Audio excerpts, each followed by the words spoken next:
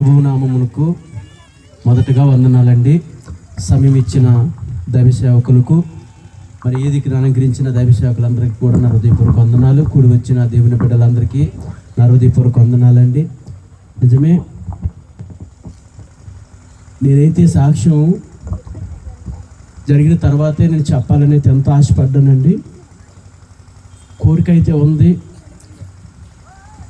చెప్పాలి ప్రభు సాక్ష్యం అని చెప్పి ఆశపడినప్పుడు దేవుడు ఈ రీతిగా నేనైతే నాకు సాక్ష్యానికి సమయం దేవుడు ఇచ్చాడండి. హల్లెలూయా. నిజమే, మరి ఆ సమయంలో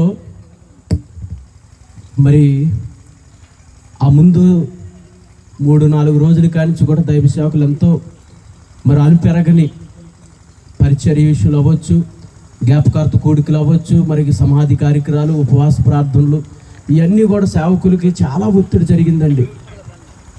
అయినప్పటికీ ఆయనకి ఎంత బలహీనత ఉన్నా సరే మరి ఏ రోజు కూడా ఆయన పరిచర్య విషయంలో మాత్రం ఆయన బలహీనలు అవ్వలేదండి. ఎందుకంటే నేను ఆయన వెనకాల నేను ఇక్కడికి వచ్చి 2014 నేను ఇక్కడికి వచ్చాను. నేను ప్రభువుని పరిపూర్ణంగా 2018లో నేను ప్రభువుని తెలుసుకున్నానండి. దేవుని సేవకుడు వెనకాల నేను తిరుగుతున్నప్పుడు, సేవకులు వెనకాల నేను ఎటువంటి కార్యాలు చూశానో, దైవ సేవకులు ప్రార్థన చేసినప్పుడు నేను కళ్ళ ఎదుటి నేను చూశానండి. ఆ సేవకులు మరి ఆ దినము అయితే ఆ మధ్యాహ్న కాల సమయం ముందు మరి అందరూ భోజనాలు అవుతున్నాయి. ఆ భోజనాలు అవుతున్నప్పుడు నేను సేవకులు ఇక్కడ కూర్చోబెట్టారండి భోజనం గురించి అని బల్లేసి. అయితే సేవకులు భోజనం చేసేటప్పుడు నేను వెళ్ళి చూడాలి, నాకు ఎందుకంటే ఫస్ట్ నుంచి కూడా సేవకులు పరిచర్య చేయాలని ఒక ఆశ నాకు. అయితే నేను ఆ భోజనాల కార్యక్రమం కంచి వస్తున్నప్పుడు శివన్ని కేకేశాడు, అనియా మరి చికెన్ చాలా ఉంది, చాలామంది ఇంకా వేసుకునే వాళ్ళు ఎవరైనా ఉంటే చెప్పు అని చెప్పి కేకేస్తుంటే నేను అనియా లేదు వస్తారులే అని చెప్పి నేను అన్నికి చెప్పడం జరిగింది. అంతలోకి నేను మాట్లాడుతుండగానే సేవకుల్ని ఆ గట్టు దాటేస్తూ ఉన్నారండి, ఆ ఎక్కిస్తూ ఉన్నారు మోయిస్ అన్నయ్య, స్టీఫెన్స్ అన్ను. నేను ఆయన కేసు చూసినప్పుడు నేను ఏ రోజు కూడా సేవకులు ఎంత బలహీనులైనా చెయ్యి పట్టుకునేవారండి. ఆయన ఎంత బలహీనతని చెయ్యి పట్టుకునేవారు. మరొక దినము చాలా బలహీనత అయినప్పుడు కూడా అన్నయ్య అన్నారు, యేసురాజు బండి తీస్తాలే అన్నయ్య డాడీ అని అంటే, పర్లేదు నేను తీస్తానని చెప్పి ఒకరోజు బలహీనత ఉన్నప్పుడు శుక్రవారం మందిరంకి వెళుతున్నప్పుడు కూడా ఆయన ఆ రోజు కూడా బండి తీయనివ్వలేదండి. మరి అటువంటి సమయంలో మరి స్టీఫెన్స్ అనే చేయి పట్టుకున్నాడు, అన్నీ చేయి పట్టుకున్నాడు, తీసుకెళ్తున్న నాకు అనుమానం వచ్చింది. నేను వెంటనే ఆయన వెళ్ళినకల్లా నేను వెళ్ళిపోయానండి. ఆ ఎదుర రేకుల షెడ్లో నుంచి ఒక చెప్పు ఒకటే తీశారు అయ్యగారు. తీసుకెళ్తున్నప్పుడు ఒక చెప్పు ఒకటే తీశారు, రెండో చెప్పు కూడా స్టీఫెన్ తీశాడు. మీరిద్దరం అన్నయ్య నేను మరి చంకలో చేయలెట్టుకొని లోనకి తీసుకెళ్ళామండి. తీసుకెళ్ళంటే ఆ యొక్క మంచాన్ని మీద ఇలాగ 2 చేతులు పెట్టాడండి అయ్యగారు. 2 చేతులు పెట్టి ఇంకా ఆయన నోట్ అంటే వచ్చేది మొదట మాట ఏంటంటే యేసు రక్తమే జయమని చెప్పి హృదయంలో ఇంకా అలాగా ప్రభుని యేసు రక్తమే జయం, యేసు రక్తమే జయం అంటున్నారు. మేము ఎన్నైనా సరే మా మీద అసలు ఏమీ లేదండి. ఆ 2 చేతులు మంచం మీద పెట్టి యేసు రక్తమే జయం చెప్తుంటే మేము కూడా యేసు రక్తమే జయం చెప్పి అంతలోకి అన్నయ్య కుర్చీ తెస్తే కుర్చీ మీద కూర్చోబెట్టామండి. కుర్చీలో కూర్చోబెట్టడమే అయ్యగారికి ఇంకా మాట మాట్లాడారు, కానీ ఇంకా తర్వాత మాట అన్నది అయ్యగారిలో లేదండి. ఇంకెప్పుడైతే కూర్చోబెట్టామో ఇంకా అలాగా ఇంకా ఆయన మాట లేదు, శ్వాస లేదండి, ఒళ్ళంతా కూడా చల్లబడిపోయింది. ఇంకా ఐసులో నుంచి ఏదన్నా వస్తువు తీస్తే ఎలాగైతే ఉంటుందో ఆ రీతిగా అయ్యగారి శరీరం అలాగైపోయిందండి.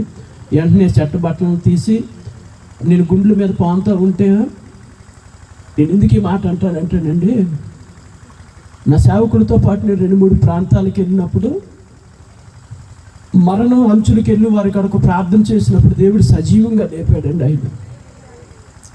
అటువంటి సమయంలో ఈ సమయంలో నా సేవకుడికి ఈ పరిచర్య చేయాల్సి వస్తుందని చెప్పి నేను చాలా దుఃఖపడ్డానండి.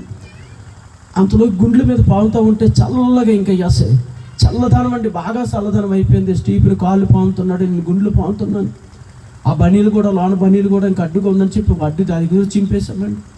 ఇంకెంత చేసినా సరే నీకు యేసురత్నం చెప్తూ ఆ గుండ్లు పాముతూ ఉంటే అంతలోకి సమిత్తుని వచ్చి యేసురాజు ప్రార్థన చేయండి ఇప్పుడు ఇంక యేసురత్నం చెప్పి ప్రార్థన చేస్తూ ఉండండి. అంతలోకి అమ్మగారు కూడా వచ్చారు. అమ్మగారు కూడా ప్రార్థన చేయమంటే ప్రార్థన చేశారండి. ఇంకెంతైనా చెప్పటికీ కూడా ఆయనలో కదిలిక అన్నది లేదండి. కదిలిక లేదు, మాట లేదు, చూపు లేదు. మరి అటువంటి సమయంలో వెంటనే మరి బయటికి తీసుకొచ్చేయడం జరుగుతుంది. ఇక మా నోటంట మొట్టమొదట, ఎందుకంటే దైవ సేవకులు మొదట మాకు నేర్పినది ఏంటంటే యేసు రక్తమే జయం. ఎందుకంటే ఆ నామంలో ఎంత శక్తి ఉందో మేము అనేకమైన కార్యాలు చూసామండి. ఇంకా ఆ మాట చెప్పుకొని నేను తర్వాత రమేష్ ఇద్దరు అయ్యగారిని 2 చేతుల మీద అంత మనిషిని కూడా మేము ఎలాగ తీసుకొచ్చామో కూడా మాకు తెలియదండి. ఆయన్ని మరి తీసుకొచ్చి కారులోకి కూర్చోపెట్టాము. మరి వెనకాల మోసెస్ అన్నయ్య నేనే ఉన్నాము. మరి అనుబాబు ఏమో డ్రైవింగ్ చేస్తున్నారు. మరి అనుబాబు గారు తండ్రి గారు కూడా పక్కన ఎదురు సీట్లో కూర్చున్నారండి. అరుణ్ గారు మేము బండి మీద వెళ్తున్నాం కానీ ఆయన మాటలేదండి. ఆయన మీద నేను నిజంగా చెప్తున్నాను, నా సేవకులు ఎదుట నేను మాట్లాడడానికి కూడా నేను చాలా భయపడతానండి.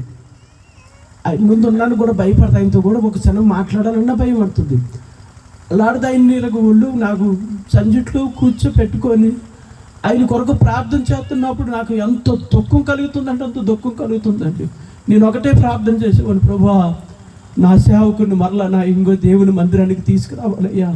మేము ఈ రీతిగా వెళ్తున్నాం కానీ నా తండ్రిని మాత్రం క్షేమంగా తీసుకురావాలి ప్రభు అని చెప్పి ప్రభు సన్నిధిలో ప్రార్థన. ఇంక వెళ్తున్నప్పుడల్లా నేను ఇంక ఆయన బుర్ర మీద చెయ్యేసి, నసుల మీద బుర్ర చెయ్యేసి ఏసురత్తమే చెప్తూ ఆ సిలువు గుర్తు వేస్తూ ఉన్నానండి. నా పక్కన అన్నయ్య ఉన్నాడు. ఇద్దరు మయ్యను కూర్చోబెట్టుకుని వెళ్ళాం. SVR హాస్పిటల్ తీసుకెళ్ళాం. అక్కడ తీసుకెళ్ళిన వెంటనే ఇదంతా దేవుని యొక్క ప్రణాళిక అండి. అక్కడ డాక్టర్లు చూస్తే డాక్టర్లు లేరు. అంతలోకి మరి చిన్ననీళ్ళ ఫ్రెండ్ ఉన్నారని చెప్పి ఇక్కడ నర్సిపట్నం ఈ పైకి కృష్ణ బొమ్మకాడికి తీసుకొచ్చినప్పుడు వెంటనే అప్పటి వరకు లేనిది ఆయనకి ఇక హాస్పిటల్ గౌతికాడికి వెళ్తున్నామండి. ఇంక దింపుదామని అనుకున్న సమయంలోనే నా చెయ్యి పట్టుకున్నారు. ఆయన నా చెయ్యి పట్టుకొని ఆగమంటా ఉన్నారండి. హల్లెలూయా, ఆగమంటా ఉన్నారు. ఇంకెందుకంటే మాట రావట్లేదు కానీ ఆగంటున్నారండి. చెయ్యి చూపించి ఆగండి అంటున్నారు. అయితే ఎలవకలుగా ఆయన తీసుకెళ్ళి లోన్ పెట్టలో మీద పడుకోబెడితే పల్స్ పెట్టారండి. ఆయనకి పల్స్ చెక్ చేసే మిషన్ పెట్టారు. మిషన్ పెడితే మిషన్ 0 వస్తుంది. వాళ్ళకి ఆశ్చర్యం అనిపిస్తుంది. 0 వస్తుందండి. ఎంత ఒక్క పాయింట్ కూడా చూపించట్లేదు. 0 చూపిస్తుంది. ఆ నర్సులు పెట్టుకుంటున్నారు, డాక్టర్లు పెట్టుకుంటున్నారు, కానీ వాళ్ళకి కూడా ఏం చూపిస్తుంది, వాళ్ళు బాగానే చూపిస్తుంది పల్స్. ఒకవేళ మిషన్ కానీ పాడవుతుందని చెప్పేసి 2-3 పెట్టుకున్నా సరే వాళ్ళకి మామూలు పల్స్ చూపిస్తుంది, కానీ అయ్యగారి పెడితే మాత్రం 0 చూపిస్తూ ఉందండి. నేను ఆయన పాదాల దగ్గరే ఉన్నాను.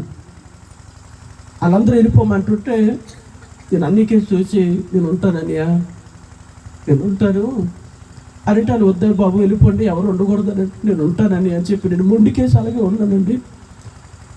నిజంగా 0 చూపిస్తుంది. ఎందుకు నేను ఈ మాట అంటానంటే ఇక్కడ ప్రార్థన జరుగుతూ ఉంది, అక్కడ కార్యాలు దేవుడు జరిగిస్తూ ఉంటుంది. అప్పటి వరకు 0 చూపిస్తుంది. వెంటనే అక్కడ పల్స్ పెరుగుతూ జరుగుతూ ఉంది. ఎప్పుడైతే సేవకులు సుగలోకి వచ్చి ఇంక చెప్తున్నారు, అయ్యా నాకు బాగానే ఉంది, డాక్టర్లు వచ్చారు. డాక్టర్ అది మీ పేరేంటి? నా పేరు విజయరాజు అండి. విజయరాజు బాబా అని అన్నారు. ఆయనతో మాట్లాడుతున్నారు, చక్కగా మాట్లాడుతున్నారని. ఇంక ఆయన ఏట్లేదు, మామూలు మనిషి అయిపోయారు. ఆయన దేవుని స్తోత్రం చెల్లిందాం. అప్పటి వరకు అన్నిట్లో ఉన్న వ్యక్తి ఇంక తీసుకెళ్ళిన ఒక 10 నిమిషాల్లోనే మనిషి మామూలు వ్యక్తి అయిపోయి నేను బాగానే ఉన్నానయ్యా అని అంటున్నారు. అయితే ప్రభు యొక్క మహాకృప ఏంటంటే సేవకులు నేర్పిన ప్రతి ఒక్క మాట కూడా సంఘం నేర్చుకుందని రుజువుపరుచుకున్నాడండి దేవుడు. ఆ ముందు ఆ యొక్క డిసెంబర్ ముందు సెప్టెంబర్ నెలలో నుంచి అయ్యగారి నోటంటే ఒక మాట ఎక్కువగా పలికేవారండి. ఆ మాట పలుకుతున్నప్పుడల్లా హృదయంలో అయితే బాధ కలుగుతూ ఉండేది. మీ అందరూ గ్రహించారో లేదో తెలియదు కానీ సెప్టెంబర్ నుంచి డిసెంబర్, నవంబర్ నుంచి కూడా ఒక మాట పలుకుతూ ఉండేవారు అయ్యగారు. ఎవరమైనా సరే లోకాన్ని విడవలసినదే, నేను వెళ్ళిపోతాను అన్నప్పుడు నా భార్య ప్రాణం పెడుతుందంటే పెడతారా నన్ను అడిగేవారు ఆయన. ఆ మాట అన్నప్పుడల్లా హృదయంలో బాధ కలుగుతూ ఉండేది. నిజమేనండి, మరణం తప్పించేది యెహోవా వశం మాత్రమే. నేను ఒకటే ప్రార్థన చేసుకోండి, నేను మనసులో ఉన్నప్పుడల్లా ఒకటే ప్రార్థన చేసుకోండి, ప్రభువా ఆనాడు ద్వారకాన్ని మీరు జ్ఞాపకం చేసుకున్నారు కదా నాయన. ఎందుకంటే నా సేవకుడి యొక్క కార్యాలు నేను చూశానండి కళ్ళారు. నేను ఇక్కడికైతే నాకు దేవుడు అంటే తెలియదు, నామకార్థమైన జీవితం. అటువంటి సమయంలో దేవుని సేవకుడు నాకు ఎన్నో విషయాలు నాకు నేర్పుతూ ఆయన చేసే కార్యాలని, ఆయన చూపించే ప్రేమ నేను చూశానండి. ఏ విషయాలైనా సరే నేను చూశాను. ఆయన విషయంలో నేను ఒకటే ప్రార్థన చేసేవాడిని కానీ మనసులో, ప్రభు ఆ రోజు ద్వారకాన్ని మీరు జ్ఞాపకం చేసుకున్నారు కదా నాయన, ఈ దినము నా తండ్రిని మీరు జ్ఞాపకం చేసుకోండి. హిజ్కియా ప్రార్థన చేసినప్పుడు హిజ్కియా ప్రార్థన ఆలకించావు కదా తండ్రి, నా తండ్రి ప్రార్థన ఒక్కసారి ఆలకించమన్నప్పుడు దేవుడు సజీవంగా లేపాడండి. ఎందుకు నేను ఈ మాట అంటానంటే, దేవుడు మర్చిపోయి అన్యాయస్తుడైతే మాత్రం కాదండి. సేవకుడైతే మనం ఈ లోకంలో లేడు, కానీ దేవుడు మరలా గొప్ప పరిచర్య చేయటం కొరకే దేవుడు నిలబెట్టుకున్నాడండి. దేవుని ప్రణాళిక ఇంకా ఏదో ఉంది ఇక్కడ. నేను ఎందుకు ఈ మాట నేను చెప్తానంటే, సేవకుడు ఒకటే ఏ విషయం, ఎందుకంటే సేవకులు నేను మొట్టమొదటి చూసింది ఏంటంటే, ఆత్మల భారం ఎంతో ఎక్కువ కలిగి ఉన్న సేవకులండి. ఆ భారమే దేవుడి దినము సేవకుల్ని సజీవంగా నిలబెట్టుకున్నారండి. నిజమే, సంఘం అంతా కూడా ఆ దినము ప్రార్థన చేశారు. మీ అందరి ప్రార్థన దేవుడు ఆలకించి దేవుడు గొప్ప జవాబు నా సాయంత్రమే దేవుడు కలగజేశాడండి. నిజమే, ఇంకను సేవకుల పట్ల చేసిన కార్యాలు మనం చూసాము కాబట్టి మన జీవితాల్లో కొన్ని జరుగుతున్నప్పుడు కూడా ఇంకా ధైర్యం కలిగి నా సేవకుల పట్ల చేసిన మేలులు మా పట్ల ఎందుకు జరగదని చెప్పి ఇంకా మనం ఘనమైన విశ్వాసంలో మనం ముందుకు సాగితే దేవుడు ఇంకనూ మనల్ని ఆశీర్వదిస్తాడు. ఆత్మీయ జీవితంలో ఇంకనూ మనల్ని ఎదిగేలాగా దేవుడు సహాయం చేస్తాడండి. ఈ చిన్న సాక్ష్యం దేవుడు దీవించును గాక. ఇప్పుడు